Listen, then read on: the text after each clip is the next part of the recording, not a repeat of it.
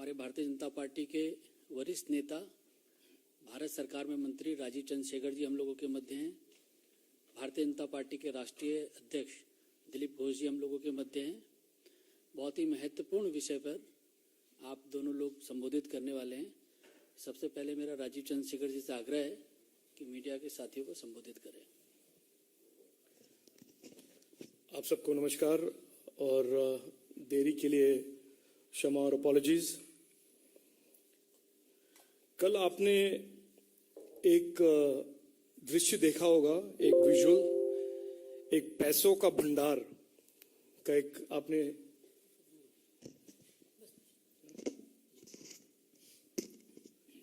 ठीक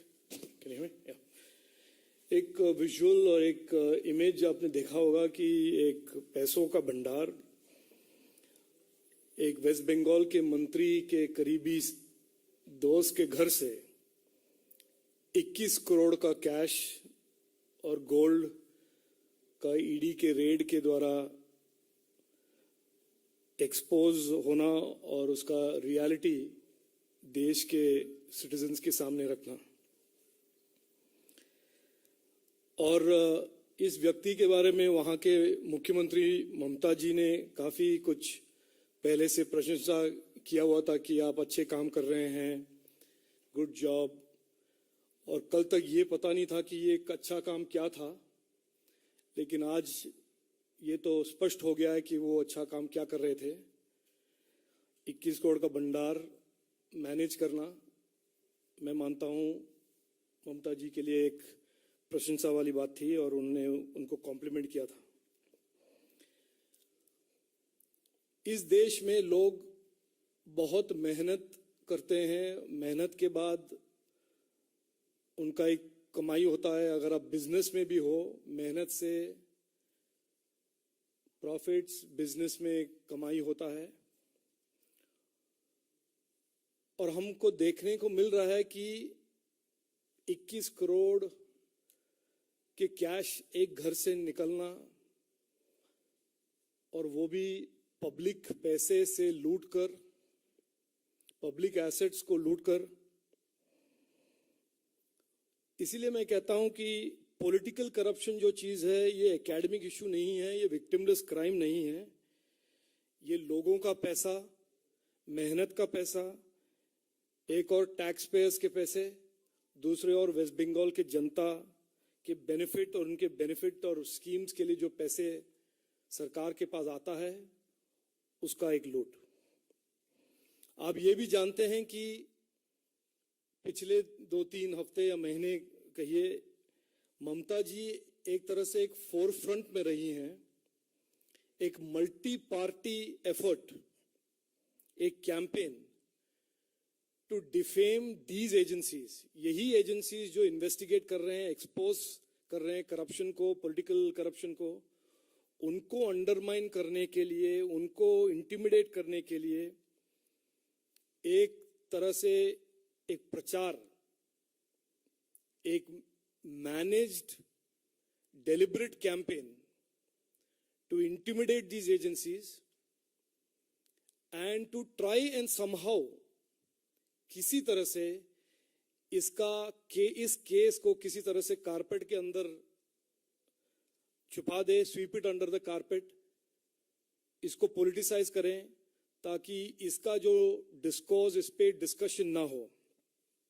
आप तो जानते ही हैं, इसी तरह झारखंड में पंजाब के एक्स मुख्यमंत्री के करीब लोग, उनसे पैसा, महाराष्ट्र में एक मंत्री जिन्होंने हजारों करोड़ का पब्लिक प्रॉपर्टीज, बेनामी प्रॉपर्टीज उन्होंने इकट्ठे किए हैं, केरल के मुख्यमंत्री जो गोल्ड स्मगलिंग में फंसे हुए हैं, और कांग्रेस के डायनेस्टी जो अचानक मिराकुलसली लैंड ओनर बन गए हैं थ्रू अ मिस्टीरियस फेट, और कर्नाटक के कांग्रेस के लीडर डीके शिवकुमार पे जब इनकम टैक्स के छापा और इन्वेस्टिगेशन हुआ था। इन सब में एक कॉमन थ्रेड यह है कि सब निकलते हैं जुलूस के साथ इन्वेस्टिगेटिव एजेंसीज के ऑफिसर्स और इन्वेस्टिगेशन एजेंसीज के ड्यूटीज को अंडरमाइन करने के लिए।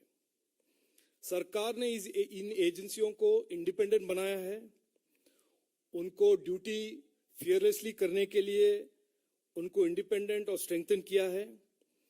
और ये जो चोर मचा रहे हैं शोर, इसका आज कल के इस विजुअल के साथ एक बड़ा एक पैटर्न, एक लॉजिक, एक एक्सप्लेनेशन निकलता है कि ये चोर क्यों मचा रहे हैं शोर। क्योंकि उनकी चोरी का जो एविडेंस है वो लोगों तक ना पहुंचे, उसको किसी तरह ऑब्फ्यूस्केट करें, उसको किसी तरह कंफ्यूज करें, उनका यही मकसद है। और ईडी के जो और ईडी और इन्वेस्टिगेटिव एजेंसीज के जो अफसर हैं उनको इंटिमिडेट करें, उनको अंडरमाइन करें। आपने हाल ही में 2 दिन पहले यहाँ पर दिल्ली में भी देखा कि यही एजेंसी जो कुछ पूछताछ करने वाले थे, तो देश भर में एक तरह से एक माहौल बनाया गया कि एजेंसीज को इंटिमिडेट करे और उनके इन्वेस्टिगेशंस को अंडरमाइन करें।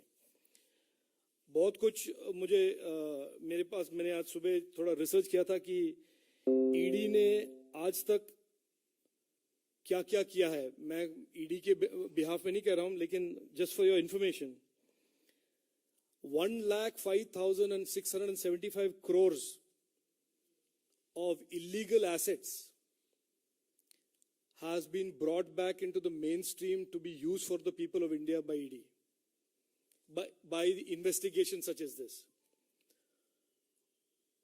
और इस कार्य में और इस एफर्ट में, पॉलिटिकल करप्शन के इस फाइट में बाधा डालना और इंटिमिडेट और अंडरमाइन करना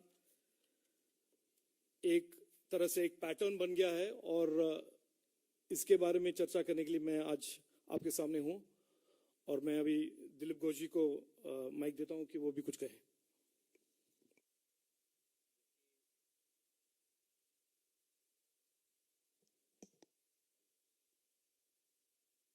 हेलो। जबकि घटना बंगाल से आई है तो मैंने पहले बंगला में अपने बंगाल के लोगों को संबोधन करना चाहता हूं, बाद में बाकी चर्चा करेंगे। এখনো পর্যন্ত যা তথ্য আমাদের কাছে এসেছে 70-75 কোটি টাকার সম্পত্তির হদিশ পাওয়া গেছে। এরপরেও সোনা ইত্যাদি আছে, তার দাম কত হবে আমি জানি না। একজন জেলা প্রেসিডেন্ট টিএমসির অনুব্রত মণ্ডল, সবচেয়ে দবং নেতা, তার দেহরক্ষীর কাছ থেকে 150 কোটি টাকার প্রপার্টি পাওয়া গেছে। সেই হিসাবে একজন মন্ত্রিত্ব বেশি হওয়া উচিত, না হলে তার সম্মান থাকে না। একজন মহিলার খোঁজ পাওয়া গেছে যার 3টে ফ্ল্যাট এবং তার বাড়িতে 21 কোটি টাকা ইত্যাদি পাওয়া গেছে। এবং আরো একজন মহিলার খোঁজ পাওয়া গেছে যার সঙ্গে সম্পর্ক, মোনালিসা তার নাম, তিনি একটি ইউনিভার্সিটিতে পড়ান, শান্তিনিকেতনে থাকেন, তার নামে 10টা ফ্ল্যাট আছে। তার বাংলাদেশের কানেকশন আছে তার প্রোফাইল থেকে, এবং বাংলাদেশে যাওয়া আসার অনেক তথ্য, বিভিন্ন নেতার সঙ্গে ছবি, এবং তার ব্যাগ আছে, বঙ্গবন্ধুর ছবি ইত্যাদি তথ্য আছে। এই ধরনের একটা ভয়ঙ্কর পরিস্থিতি। পরশুদিন লক্ষ লোকের সমাবেশ থেকে মুখ্যমন্ত্রী প্রথম নৈতিকতার কথা বলছিলেন যে আমাদের ধনবান নয় হৃদয়বান হতে হবে, তার পার্টির লোকেদের জন্য বলছিলেন। আগে দেশ, পার্টির চেয়ে দেশ বড়। এবং আমি বলেছিলাম আমার এমপিরা রিক্সা করে চড়ে যাবে, কিন্তু স্করপিও কালচার চলছে। সমস্ত ছোটখাটো নেতার কাছেও স্করপিও আছে। 4 কোটি টাকার গাড়ি চড়ে ওদের কাউন্সিলর। একদিন পরে দেখা গেল একজন মন্ত্রীর এত সম্পত্তি। তারপরে বলা হচ্ছে প্রতিহিংসা। কেউ বলছেন যে সিবিআই যারা করছিল ইডি কেন এসেছে, কেউ বলছেন যে যদি আমাদের নেতাদের কোনো ক্ষতি হয় আমরা সিবিআইকে ইডিকে দেখে নেব, ধমকি দেওয়া হয়েছে কাল পর্যন্ত। আর এখনো মহামন্ত্রী পার্টির এবং মন্ত্রী যখন অ্যারেস্ট হয়েছেন, আমি জানি না কি বলবেন, তারা বলছেন ওই মহিলার সঙ্গে পার্টির কোনো সম্পর্ক নাই, ওই টাকার সঙ্গে পার্টির কোনো সম্পর্ক নাই, কাল হয়তো বলবেন পার্থবাবুর সঙ্গে পার্টির কোনো সম্পর্ক নাই। হাজার হাজার যুবক যুবতী পশ্চিমবাংলা যাদের ভবিষ্যৎকে অন্ধকার করে দিয়ে, বাংলাকে দুর্নীতির পাঁকে ডুবিয়ে দিয়ে যারা রাজনীতি করছিলেন এবং চোখ দেখাচ্ছিলেন আমাদেরকে, এই সমস্ত তথ্য তাদের কাছ থেকে এসেছে। আমি জানি না পার্টি কি বলবে। পশ্চিমবাংলার মানুষ হতাশায় ভুগছিলেন, হীনমন্যতায় ভুগছিলেন। যে বাঙালি একদিন মাথা উঁচু করে ভারতকে নেতৃত্ব দিয়েছে, সেই বাঙালিকে আজকে চোর বলা হচ্ছে। পশ্চিমবাংলার পুরো সমাজ দুর্নীতিতে ছেয়ে গেছে, হাজার হাজার কোটি টাকা দুর্নীতি। মন্ত্রী, নেতা, এমএলএ, এমপি সবাই দুর্নীতিতে সিবিআইয়ের তদন্তের হাতে আছেন। এই অবস্থা থেকে মানুষ মুক্তি চাইছে। আমি আশা করব এই যে তদন্ত শুরু হয়েছে একটা শেষ পর্যন্ত যাবে। টিএমসির সমস্ত নেতারা যারা শত শত কোটি টাকা কামিয়েছেন, বেশিরভাগ নেতা মন্ত্রী এই দুর্নীতির সঙ্গে যুক্ত। যথাসময়ে সে তথ্য আসবে। এটা হিমশৈলের চূড়া মাত্র এসেছে। সেই জন্য আমরা আশা করব দোষীরা সাজা পাবে এবং এই দুর্নীতি দূর হবে। धन्यवाद दिलीप दा। इससे पहले कि आप लोगों के कुछ सवाल हम लोग लें, मेरा राजीव जी से आग्रह है कि एक बार अंग्रेजी में बोल देंगे तो ठीक है। इंग्लिश मीडिया के लिए भी मान ले। Yesterday, the country at large and the people of West Bengal in particular saw this shameful sight of a mountain of cash being unearthed during a raid by the Enforcement Directorate on a close colleague of a West Bengal minister. This lays in front of the people of India and indeed the people of West Bengal the spotlight on political corruption in West Bengal in specific, and it also leads to the question, or indeed answers the question, about Mamata Banerjee's leadership of abusing the ED, leading an attack of disinformation against the investigative agencies, and giving a political color to the investigation and prosecution of political corruption, not just by the West Bengal government, but by governments in Jharkhand, the former associate of the Chief Minister of Punjab, a government in the government of MVA government of Maharashtra, who had amassed thousands of crores of Benami properties, a Chief Minister of Kerala who is accused of gold smuggling. All of them have one common thread, that instead of answering the charges, and indeed, I forgot the most important, the Congress dynasty's miraculous wealth creation efforts, all of them have a common thread in terms of responding to the investigation, which is to create mobs, to intimidate the officers who are doing their duty of these agencies that are mandated to pursue corruption cases without fear and favor. This intimidation of the ED and this intimidation of these CBI and other investigative agencies is particular to cases where political leaders are involved. The Enforcement Directorate, as I researched it this morning, has addressed scores of cases in this country, ranging from terrorism, from money laundering, from corporates, where over 1.5 lakh crores of rupees have been recovered to be used for the benefit of the people of India. But only when the case becomes a case which is close to these political parties or these political leaders do we see this mob, this intimidation against these agencies and these officials. In a country where every common citizen works hard to earn a living, every businessman works hard to eke out a profit, it is an unacceptable and shameful sight to see some politically connected leaders looting resources that are meant for the development of the people, development of of their states, and using it for their personal benefit. I will leave it at that. Thank you.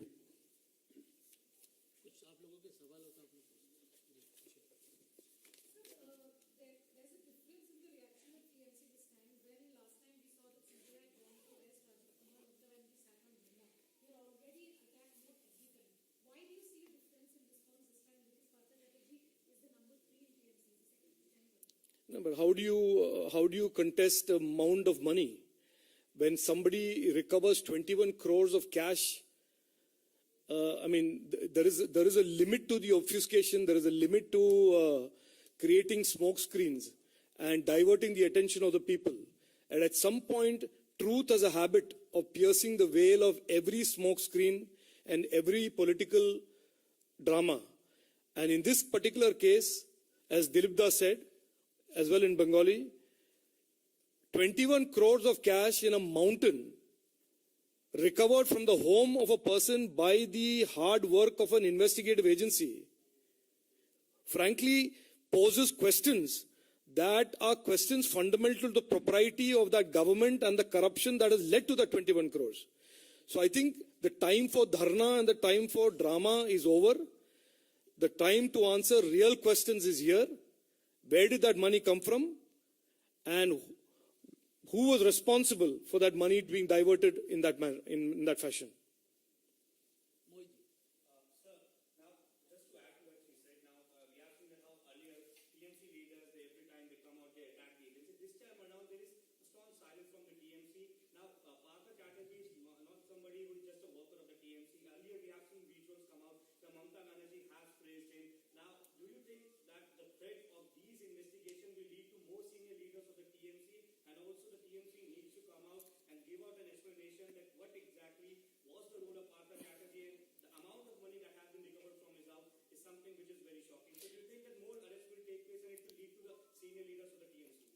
I will answer it in part and then I will hand it over to Dilip Dabu. The main reason for this press conference is to expose the hypocrisy of these leaders who day in and day out do their very best to intimidate law enforcement agencies who are doing their job, officers who are doing their job, and most importantly, to derail the process of investigation and prosecution of criminal activities. That is the most important highlight that I want to present in front of you, that there is a pattern that when there is an illegality committed, when there is a crime that is exposed, instead of answering the crime or helping prosecute the crime, all of these leaders bring mobs out on into the road and try and intimidate the agency and stop them from doing their job. On the particular question about the minister, I will defer to Dilip Da.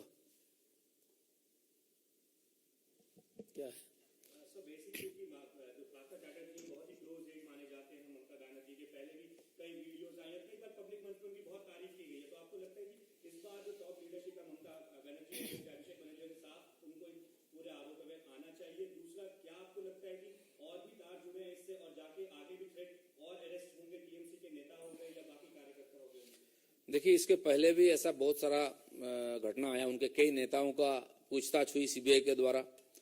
अभी 2 सप्ताह पहले उनके एक जिला president बहुत दबंग है, जो police को बम मारो बोलते हैं, उनके एक अंगरक्षक पुलिस का कांस्टेबल, उनके पास 150 करोड़ का प्रॉपर्टी मिली है।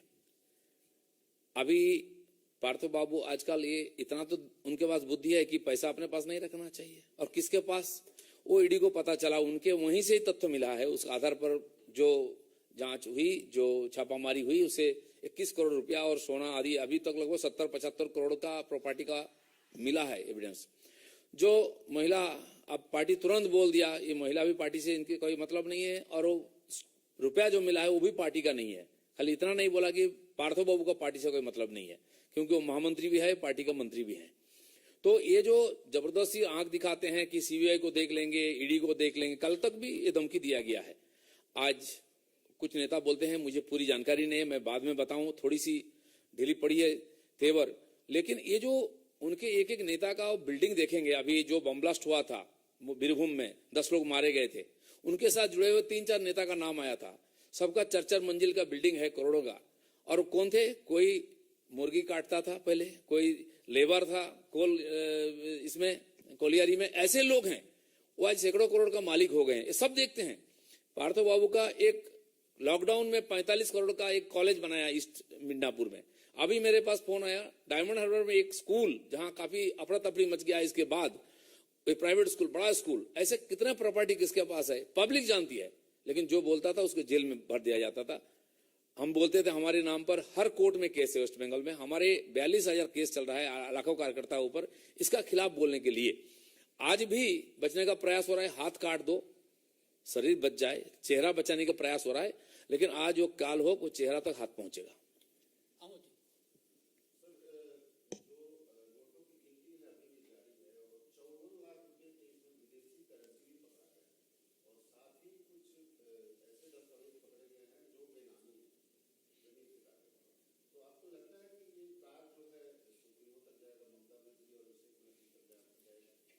जाना चाहिए जो उस मंत्री का प्रशंसा करते हैं। यहां तक वो लेडी का भी प्रशंसा कुछ दिन पहले की ममता बनर्जी ने।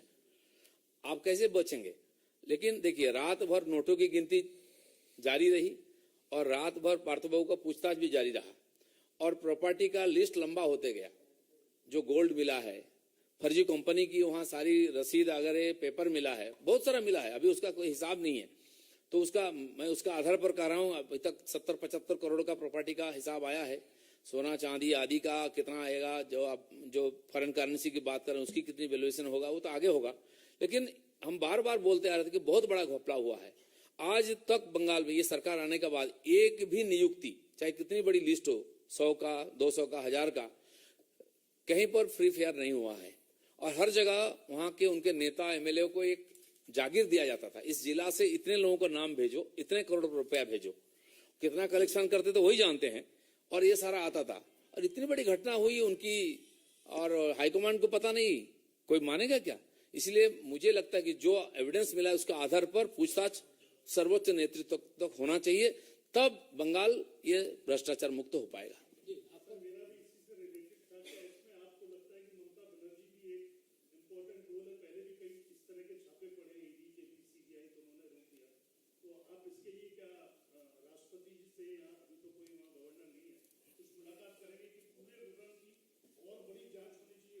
देखिए, अभी प्रोसेस जारी है, बहुत सारा छापामारी हो रही है, आगे भी होगा। जो वहां से एविडेंस मिल रहा है उसके आधार पर बहुत लोगों का नाम आएगा, बहुत नेताओं का, और आगे बढ़ेगा। बाकी इस मामले में इतना बड़ा भ्रष्टाचार पूरा देश को हिला देने वाला, और जो बड़े बड़े बात करने वाले हैं, सबसे ज्यादा विरोधी, देश का राष्ट्रीय नेता बनने के लिए मोदी जी को टक्कर देने वाले नेता, वो इसमें है। तो पार्टी आगे सोचेगा। ये केवल पार्टी की बात नहीं, पूरा राष्ट्र की बात है। पूरा बंगाल के लोग हीन भावना से ग्रसित हो गए थे।